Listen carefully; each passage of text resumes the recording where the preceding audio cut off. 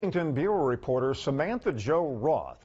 She spent the day tracking down the newest members of Florida's congressional delegation today, and she's going to join us now live in Washington, D.C. coming up in just a second. And Samantha-Jo Roth, what were some of these members of Congress telling you today?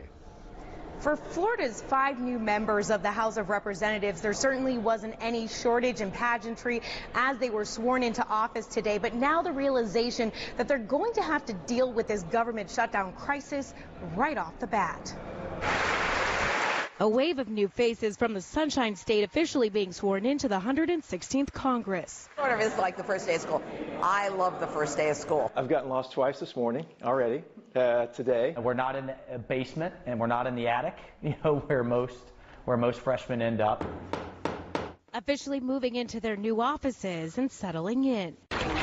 100 new members taking their places on Capitol Hill, including more women and minorities than ever before. And at the top of their to-do list, I don't think anybody wants to swear in with a shutdown government. Ending the almost 2-week-long partial government shutdown. I'm looking forward to getting a deal done quickly. I think the people back home want us to do that. House Democrats ramping up the pressure on President Trump to reopen key parts of the government. They say they'll vote to fully fund the majority of it, except Homeland Security, allowing 30 days of temporary funding there to work out the wall issue. At this point, we're all in favor of border security. So let's sit down and figure out what the package is. But Republicans say that's a non-starter. I do not think we can get to effective, long-lasting legal immigration reform until we secure our border. The Dems promised to negotiate on this issue for the last year.